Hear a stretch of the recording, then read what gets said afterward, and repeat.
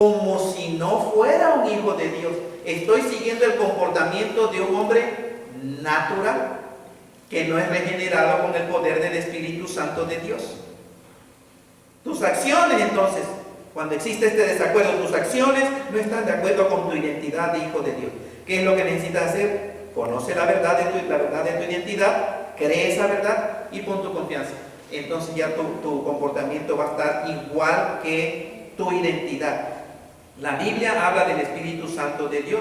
Cuando una persona, se arrepiente y pone su confianza en Jesucristo, esto es enseñanza de la Biblia, en el Nuevo Testamento. Cuando sucede eso, cualquier ser humano, el Espíritu Santo de Dios viene a morar dentro de esa persona, quien quiera que sea. El Espíritu de Dios implanta nueva vida, la vida de Dios dentro de ese individuo, de esa persona que se arrepiente y pone su confianza en Cristo Jesús. Entonces esa persona es regenerada o convertida o transformada de raíz. Esta verdad no puede ser asimilada por una persona natural. ¿Cómo que el Espíritu Santo de Dios vive dentro de ti? La gente no llega a comprender eso. Gracias al Señor nosotros entendemos eso porque el Espíritu Santo nos da iluminación y tenemos la palabra de Dios. La Biblia también habla del gozo de los creyentes. El gozo del Señor es mi fortaleza. El hombre natural no llega a comprender por qué el creyente tiene gozo en medio de las pruebas, en medio de situaciones difíciles. Nosotros tenemos aún un gozo muy profundo, porque los creyentes andamos con gozo, alegría, a pesar de todo lo que nos sucede. La mente sin Dios no puede agarrar eso, no puede aceptarlo porque no lo entiende. De hecho, uno piensa que somos hipócritas, que estamos actuando hipócritamente, porque andamos tranquilos y no pueden entender. Y es verdad que hay algunos hipócritas en las iglesias, ¿cierto?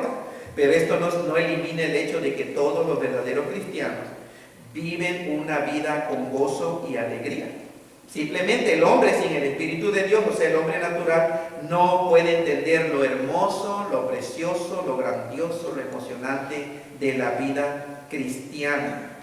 En los minutitos que nos quedan, tal vez vamos a continuar, pero quiero que vean esto. Es que la mente espiritual programada por la verdad de Dios sobrepasa los sentidos y las emociones y va directo al espíritu del hombre. Miren lo que dice 1 Corintios 2:15. Este versículo está seguido de 1 Corintios 2:14, donde dice: el hombre natural no percibe las cosas que son del Espíritu de Dios, porque para él son locura y no las puede discernir, porque se han de discernir espiritualmente. En cambio, el espiritual juzga todas las cosas. El creyente, el verdadero hijo de Dios. Pero él no es juzgado de nadie. Entonces vean, aquí vemos un contraste entre el hombre natural, el no cristiano, y el hombre espiritual.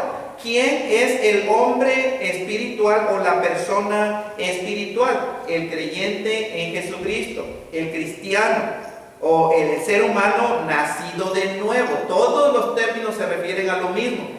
El regenerado con el poder del Espíritu Santo, el transformado, el santo por el Espíritu de Dios, o como la gente natural le llama al creyente, el protestante, o el aleluya, o los hermanos. Esos son términos que la gente sin el Espíritu de Dios generalmente nos dicen. Pero todo tiene que ver con esa persona que ha rendido su vida a Cristo Jesús y que ha sido regenerado. Ese es el ser humano espiritual. Entonces, concluyendo, vean, para Dios solo existen dos clases de seres humanos en este planeta Tierra. Para Dios solamente existen dos clases de seres humanos: la persona natural y la persona espiritual. No importa el sexo, la edad, la clase social, la cultura o la nacionalidad. No importa cuántos títulos otorgados tengas aquí por el hombre mismo. Títulos como presidente, bueno, para Dios es o eres natural o eres espiritual. Rey, bueno, o eres espiritual o eres natural. Príncipe o gurú o Miss Universo o Mr. Olympia o CEO, Chief Executive Office o pastor, profeta, apóstol, obispo, presbítero, arzobispo, su excelencia, su santidad, etc. Dios no los toma en cuenta en lo más mínimo. No importa el título que otro ser humano te haya otorgado a ti. Para Dios, o eres un hombre natural o eres un hombre espiritual. Simple y sencillamente. Un hombre natural puede convertirse en un hombre espiritual. Bendito sea el Señor. ¿Quieren un ejemplo? Aquí lo tienen delante de ustedes, hablando. Un hombre natural puede convertirse en un hombre espiritual, pero un hombre espiritual no puede convertirse en un hombre natural. Esa es la regeneración. ¿Cómo puede una persona natural, es decir, sin el Espíritu Santo de Dios, ser convertido en una persona espiritual, o sea, con el Espíritu Santo de Dios? Única y exclusivamente por medio de una relación verdadera con Jesucristo. No con Buda, no con Mahoma, no por unirte a cualquier religión, no por unirte con los cristianos, no por unirte a una iglesia protestante o a practicar el cristianismo. Eso no te hace un hombre espiritual. Lo que te hace un hombre espiritual, es decir, nacido de nuevo, es cuando tú como individuo estableces una relación personal, genuina, con Jesucristo, que es el Hijo de Dios. Es decir, cuando una persona se arrepiente de su incredulidad con respecto a la obra de Cristo, lo que Él hizo, y con respecto a su persona, su identidad. Él es el Hijo de Dios. Entonces tú puedes ser convertido en un ser humano espiritual. Cree cuando tú crees que Jesucristo es en verdad el Hijo de Dios. Dice la Biblia, el Espíritu Santo de Dios viene a vivir dentro de ti. Y de acuerdo a la Biblia existe la diferencia del mundo entre una persona natural y una persona espiritual. El hombre espiritual no puede entender las cosas del Espíritu de Dios. La persona espiritual o el verdadero creyente juzga todas las cosas, pero él no lo puede juzgar. ¿Qué es esto? En otras palabras, solo los creyentes o cristianos verdaderos podemos juzgar, discernir o examinar todas las cosas desde la perspectiva de Dios. Nosotros, un hombre espiritual, sí lo podemos hacer. Esto no lo pueden hacer las personas no cristianas. ¿Por qué? Porque no tienen el Espíritu Santo de Dios. ¿Por qué? Porque no se han arrepentido. ¿Por qué? Porque no han creído que Jesucristo en realidad es el Dios que se hizo un ser humano y el único Salvador del mundo. Como hay aquí la pluralidad de religiones, se siente la gente ofendida si dices tú que solamente Cristo salva. Y por eso mucha gente habla políticamente correcto. No quieren ofender. Pero Cristo dijo, yo soy el camino y la verdad y la vida. Y nadie viene al Padre, nadie es salvo, nadie va a la presencia de Dios al cielo, sino solamente por mí. Nosotros no decimos eso, nosotros creemos eso, nosotros lo citamos. El que lo declaró fue Jesucristo. Y si Jesucristo es Dios, entonces no hay salvación fuera de Cristo Jesús. No importa lo devoto y devota y entregada que seas tú de tu religión, ninguna religión salva a un ser humano. Solamente Cristo Jesús. En otras palabras, vean, solo los creyentes, los cristianos verdaderos podemos juzgar, discernir desde la perspectiva de Dios. Temas actuales de nuestra sociedad, por ejemplo, el aborto, las leyes, enfermedades mentales, eventos políticos y sociales, etc. Los cristianos podemos examinar estas cosas desde la perspectiva de Dios. Por esta razón, cuando el creyente, cuando podemos ir a la Escritura, a la Biblia, y ver con claridad lo que Dios dice, solo el creyente puede tener una conclusión real acerca de las cosas. Solo los cristianos tenemos una conclusión real, genuina, verdadera acerca de las cosas. Por ejemplo, existe el amor. ¿Por qué existe el amor? Bueno, una persona natural, sin el Espíritu Santo de Dios, que no cree en la Biblia, lo único que puede hacer respecto a este tema de por qué existe el amor es especular, adivinar y dar su propia opinión puramente subjetiva. En cambio, nosotros los cristianos, el cristiano no opina, nosotros no damos nuestra opinión del por qué existe el amor. Nosotros sabemos la verdad de por qué existe el amor. ¿Por qué existe el amor? Porque el amor existe porque el ser humano es creación de Dios. El ser humano fue creado a imagen y a semejanza de Dios.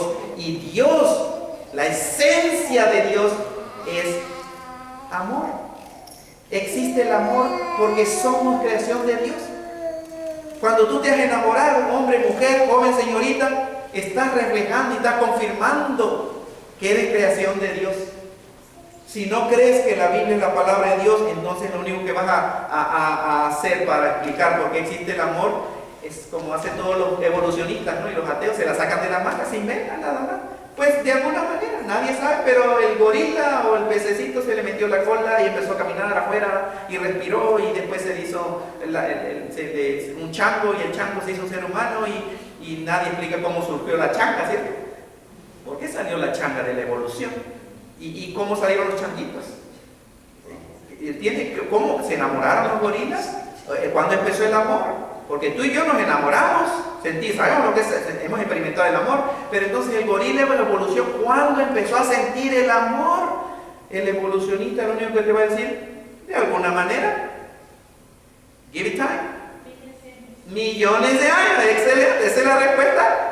Con millones de años solucionas el problema. Todo es posible, dice el ser humano, con millones de años.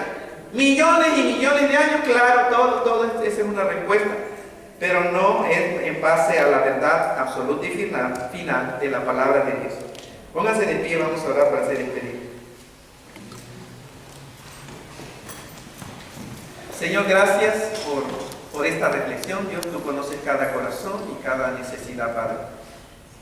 Y nos ponemos en tus manos, confiamos que tu Espíritu Santo ha hablado, ha dado luz a nuestro entendimiento.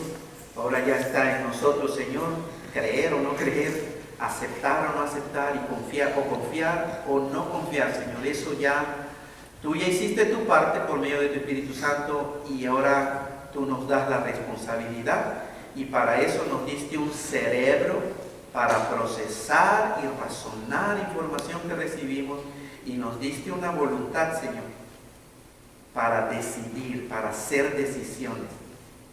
Gracias, Señor, porque es un privilegio ser individuos únicos, seres humanos con mente, emoción y voluntad, pero al mismo tiempo, Señor, es una responsabilidad, porque ahora ya queda en nosotros si aceptar lo que tú nos dices en la Biblia o simplemente rechazarlo. Gracias te damos, Señor. Gracias por tu Espíritu, en el nombre de Cristo Jesús. Amén. Estamos despedidos. Salúdense y deseense la paz del Señor.